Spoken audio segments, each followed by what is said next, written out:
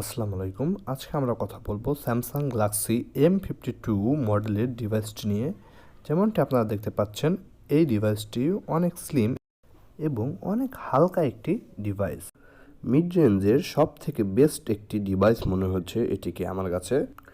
এতে থাকছে Qualcomm Snapdragon 778G শক্তিশালী প্রসেসরের সাপোর্ট, যার মাধ্যমে আমরা খুব ইজিলি গেমিং, মাল্টিটাস্কিং এবং অন্যান্য সকল কাজ খুব ইজিলি করতে পারবো।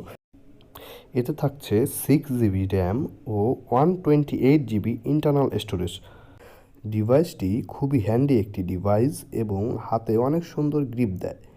এবং ফোনটির পিছনে একটি পলি ইউজ করা হয়েছে, যার কারণে আমরা ফোনটির প্রিমিয়ামনেস বুঝতে পারতেছি। এবং ফিঙ্গারপ্রিন্ট স্ক্যানারটি বাঁ সাইডে এবং একটি হাইব্রিড সিম স্লটের মাধ্যমে আমরা দুটি সিম অথবা একটি সিম একটি মেমোরি কার্ড খুব ইজিলি ব্যবহার করতে পারবো।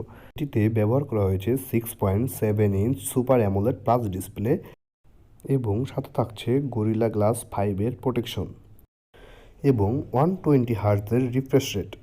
তো মিড রেঞ্জের এই ফোনটিতে আমরা ডিসপ্লের খুব সুন্দর একটি সেটআপ দেখতে পাচ্ছি এবং আমরা যদি এর পারফরমেন্সের দিক থেকে বিবেচনা করি তাহলে এই ফোনটি অন্যান্য সকল ফোনের থেকে বহুগুণ এগিয়ে থাকবে। এই ফোনটি যারা অতিরিক্ত গেম খেলে তাদের জন্য এটি একটি সেরা ডিভাইস হবে আমি মনে করি, কারণ এটিতে আমরা হিউজ পরিমাণ গেম খেলতে পারবো একসাথে এবং অন্যান্য যে আমাদের প্রতিদিনের কাজকর্ম আমরা খুব ইজিলি করতে পারবো এই ফোনের সাহায্যে। মিড রেঞ্জের এই ফোনটিতে আমরা দুর্দান্ত ক্যামেরা সেটআপ দেখতে পাই। 64 মেগাপিক্সেলের মেইন ক্যামেরা এবং 12 মেগাপিক্সেলের আল্ট্রা ওয়াইড লেন্স এবং 5 মেগাপিক্সেলের ম্যাক্রো লেন্স, যা আমাদের একটি প্রিমিয়াম ফটোগ্রাফি ফিচার দেবে। আমরা যদি ফোনটির এখন ব্যাটারি ব্যাকআপ নিয়ে কথা বলি তাহলে আমরা এর সাথে পাচ্ছি 5000 mAh এর ব্যাটারি ব্যাকআপ এবং ফোনটির সাথে আমরা একটি চার্জারও পাচ্ছি, যা আমরা বর্তমানে স্যামসাংয়ের অন্য কোনো ফোনের সাথে পেয়ে থাকি না, কিন্তু এই ফোনটির বক্সে একটি 15 ওয়াটের চার্জিং সাপোর্টার রয়েছে এবং ফোনটিতে আমরা 25 ওয়াট পর্যন্ত ফাস্ট চার্জিং অ্যাডাপ্টার ইউজ করতে পারবো, যা আমাদের বড় ব্যাটারিটিকে খুব ইজিলি 1 ঘন্টার মধ্যে চার্জ করতে পারবে এবং 5000 mAh এর ব্যাটারির মাধ্যমে আমরা সারাদিন আমাদের সকল কাজ এই ফোনের মাধ্যমে আমরা করতে পারবো কোনো চার্জিংয়ের টেনশন ছাড়া। এবং আমরা ডে লাইটেও ফোনটি ইউজ করতে গেলে কোনো প্রকার সমস্যার সম্মুখীন হব না। এর দুর্দান্ত সুপার অ্যামোলেড ডিসপ্লে আমাদের ডে লাইটেও খুব ভালো পারফরমেন্স দেখাবে।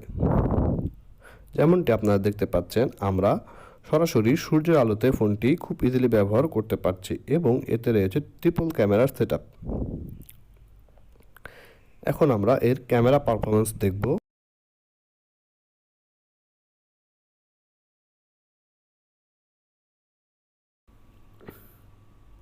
তো যেমনটি আপনারা দেখতে পাচ্ছেন, এই ছবিগুলো 64 মেগাপিক্সেলের মেইন ক্যামেরার সাহায্যে তোলা হয়েছে।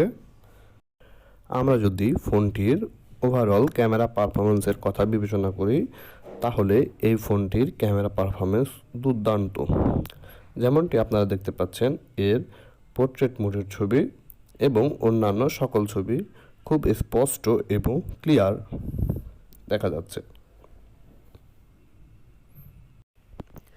এই ছবিগুলো ডে লাইটে তোলা এবং এর ক্যামেরা পারফরমেন্স খুবই ভালো।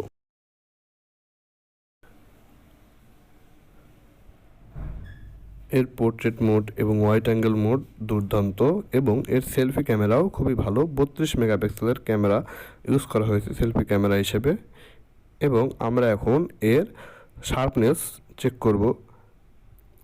আমরা জুম করার পরেও এর ছবিগুলো খুব স্পষ্ট বোঝা যাচ্ছে এবং পিকচার ডিটেলস খুবই স্পষ্ট। আমরা আরও কিছু ছবি চেক করব এবং ক্যামেরার শার্পনেস দেখব।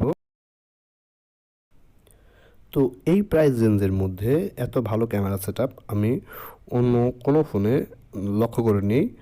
আর যেহেতু এটি স্যামসাং ব্র্যান্ডের একটি ফোন, সেক্ষেত্রে আমি সব দিক থেকেই এই ফোনটিকে এগিয়ে রাখব ক্যামেরা এবং পারফরমেন্সের দিক দিয়ে।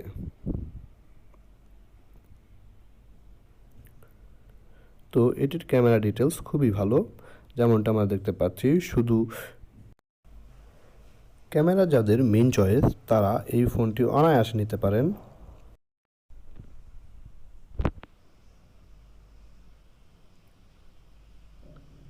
এখানে পিকচার ডিটেলস খুবই স্পষ্ট, প্রত্যেকটি ছবিতেই খুবই স্পষ্ট পিকচার ডিটেলস দেখতে পাচ্ছি এবং এটি হলো এর সেলফি ক্যামেরা ডিটেলস, এখানেও ডিটেলস স্পষ্ট। আর এই ছবিগুলো মাইক্রোলেন্স দিয়ে তোলা।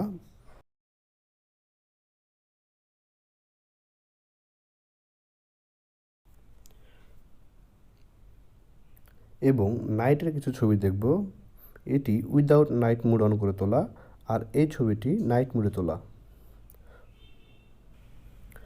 তো এই ছিল ফোনটির ওভারঅল ক্যামেরা পারফরমেন্স। যারা মিড রেঞ্জের ভিতরে একটি ভালো ফোন খুঁজছেন তাদের জন্য এটি একটি বেস্ট চয়েস হবে বলে আমি মনে করি। এর ক্যামেরা এবং পারফরমেন্স সব দিক থেকে এটি 10 আউট অফ 10। যদি আমরা এর বাজেট বিবেচনা করি তাহলে এই ফোনটি ভ্যালু ফর মানি হবে বলে আমি মনে করি। ধন্যবাদ সাথে থাকার জন্য।